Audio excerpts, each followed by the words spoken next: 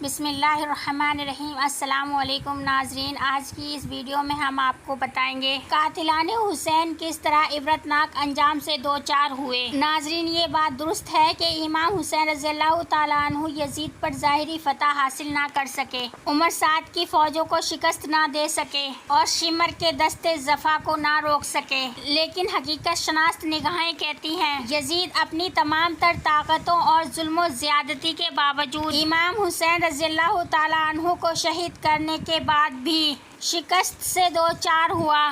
اس کے بعد قاتلان حسین کا عبرتناک انجام کیسے ہوا؟ جناب مختار ثقفی، جو کسی سلطنت کے بادشاہ نہیں تھے، کسی ملک کے حکمران بھی نہیں تھے اور ان کے پاس کوئی طاقتور فوج بھی نہیں تھی، انتہائی بے سر و سامانی کی حالت میں امام حسین رضی اللہ تعالیٰ عنہ کی حمایت میں اٹھے۔ پھر قدرت نے ان کا ساتھ دے کر اس معمولی سے انسان کو کوفہ کا حاکم بنا دیتی ہے۔ حضرت مختار ثقفی نے کوفہ کا حاکم بننے کے بعد جو پہلا حکم جاری کیا وہ یہ تھا کہ جس گھر سے بھی قاتلان حسین کی نشاندہی ہوئی، جس نے بھی ان ظالموں کو پناہ دی، ان کے گھر تک کو اکھاڑ دیا جائے اور پناہ دینے والوں کے بچوں کو بھی در بدر کر دیا جائے۔ خدا کی شان بے نیازی کا تماشا دیکھیے۔ آج سے کچھ سال پہلے ابن زیاد نے کوفہ میں یہ اعلان کرایا تھا، جس گھر سے حضرت مسلم علیہ السلام اور ان کے بچوں کی اطلاع ملی، اس گھر کو منہدم کر دیا جائے گا اور ان کے گھر والوں کو بھی۔ آج اسی کوفہ میں مختار ثقفی کا یہ اعلان ہوتا ہے، جس نے بھی قاتلان حسین کو پناہ دی، ان کی گردنیں اڑا دی جائیں گی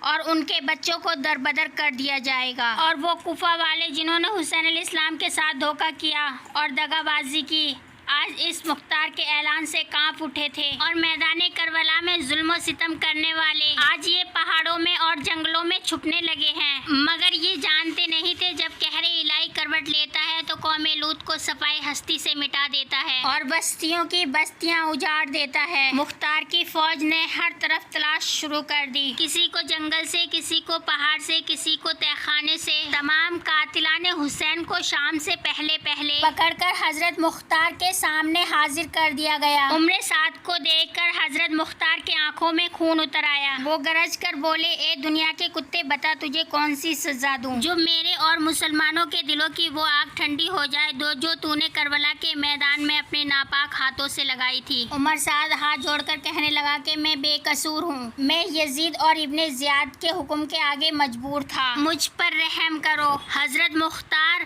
ابن زیاد کی اس گفتگو سے بھڑک اٹھے اور کہا، میرے آقا حسین کتنے بہادر تھے کہ تمہارے ظلم و ستم کو اپنی آنکھوں سے دیکھا، پھر بھی انہوں نے تمہارے آگے رحم کی درخواست نہیں کی۔ پھر حکم دیا کہ اس کا بیٹا حفص سامنے لایا جائے۔ عمر ابن سعد کے سامنے اس کے بیٹے کی گردن تن سے جدا کر دی جائے، تاکہ ظالم کو معلوم ہو جائے کہ شہزادہ علی اکبر کی لاش کو دیکھ کر امام حسین رضی اللہ تعالیٰ عنہ کے دل پر کیا گزری ہوگی۔ حکم کی تعمیل کی گئی۔ عمر بن سعد حفص کے بیٹے کی لاش اس کی آنکھوں کے سامنے تڑپنے لگی۔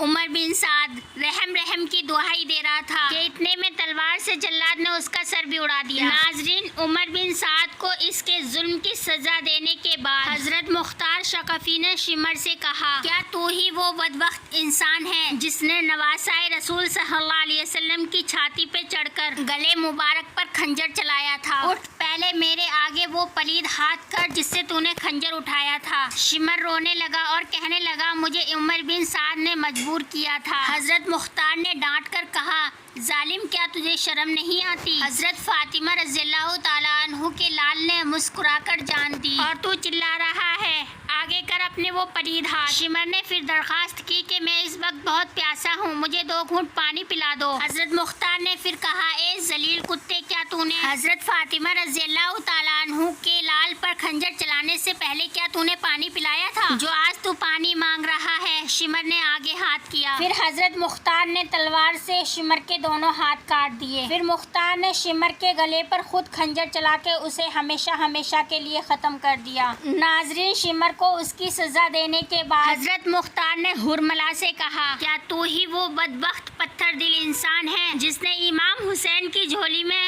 شہزادہ علی اصغر کو تیر مارا تھا؟ اٹھ اور میرے سامنے کھڑا ہو جا۔ پھر حضرت مختار نے فوجیوں کو حکم دیا کہ اس پر تیر تیروں کی بارش کی جائے اور آخری تیر اس کے حلق کے پار ہو۔ حرملہ ملعون کی لاش ابھی تڑپ ہی رہی تھی، خولی کو لایا گیا۔ خولی کو دیکھ کر حضرت مختار کا خون کھول گیا، آنکھیں سرخ ہو گئی اور گرج کر بولے، یہ ہے وہ سنگ دل اور دشمن خدا جس نے حضرت حسین رضی اللہ تعالیٰ عنہ کے سینے مبارک پر برچھا مارا۔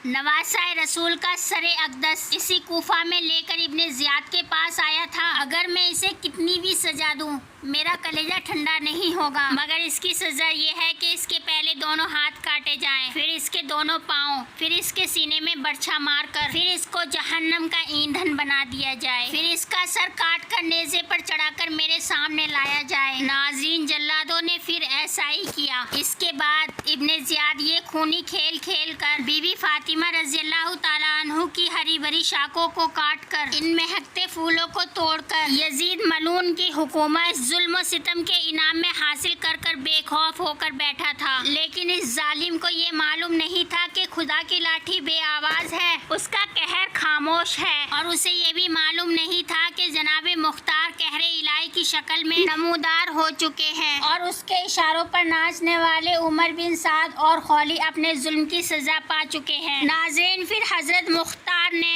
ابراہیم بن مالک اشتر کو حکم دیا کہ ایک بھاری فوج کے ساتھ ابن زیاد پر حملہ کیا جائے، اس کو زندہ یا مردہ میرے سامنے پیش کیا جائے۔ ابراہیم بن مالک اشتر نے ابن زیاد پر حملہ کر دیا، اگرچہ ان کے پاس لڑائی کا سامان بھی کم تھا اور فوج بھی تھوڑی تھی، لیکن قدرت ان کے ساتھ تھی، اور منشائے قدرت بھی یہی تھی کہ قاتلان حسین کو ان کے ظلم و ستم کی پوری سزا ملے۔ اس لیے ابن زیاد پوری فوج اور ساد و سامان کے ساتھ بھی مقابلہ نہ کر سکا اور صلح کے مطابق کئی پیغام بھیجے، مگر اس کی کوئی چال کامیاب نہ ہو سکی، تو وہ میدان میں اتر آیا اور ابراہیم بن مالک اشتر کے ہاتھوں قتل ہو گیا۔ پھر اس کا سر بھی نیزے پر چڑھا کر کوفہ میں مختار کے سامنے لایا گیا۔ یزید کے ان فوجی افسروں کو قتل کرنے کے بعد حضرت مختار ثقفی نے حکم دیا، ہر وہ شخص کربلا میں جو عمر ابن سعد کے ساتھ تھا اس کو بھی قتل کیا جائے۔ نہر فرات پر قبضہ کرنے والوں، لاشوں پر گھوڑے دوڑانے والوں اور تیر چلانے والوں کا بھی خاتمہ کیا جائے۔ حکم کی تعمیل ہوئی اور ایسا ہی کیا گیا۔ جب حضرت مختار ثقفی نے تمام دشمنان اہل بیت اور قاتلان حسین کو واصل جہنم کر دیا تو فرمایا کہ میری ان سزاؤں سے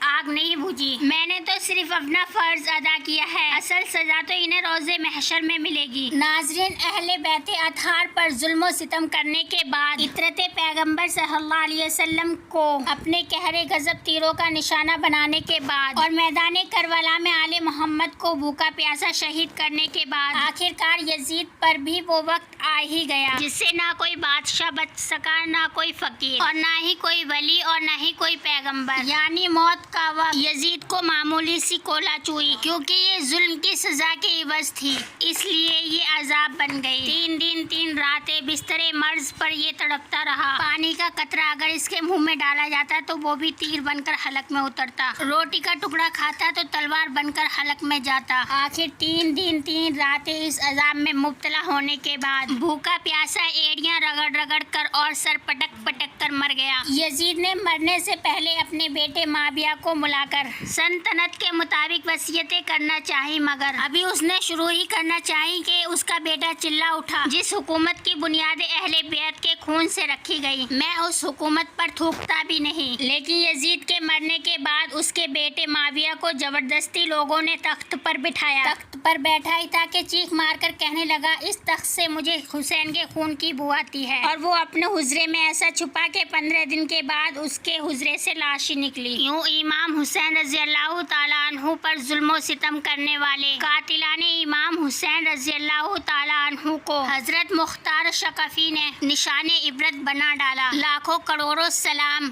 حضرت مختار ثقفی اور ان کے ساتھیوں کو، جنہوں نے حضرت زین العابدین رضی اللہ تعالیٰ عنہ کو ان قاتلوں کے سر پیش کر کے آل محمد صلی اللہ علیہ وسلم کے دل کو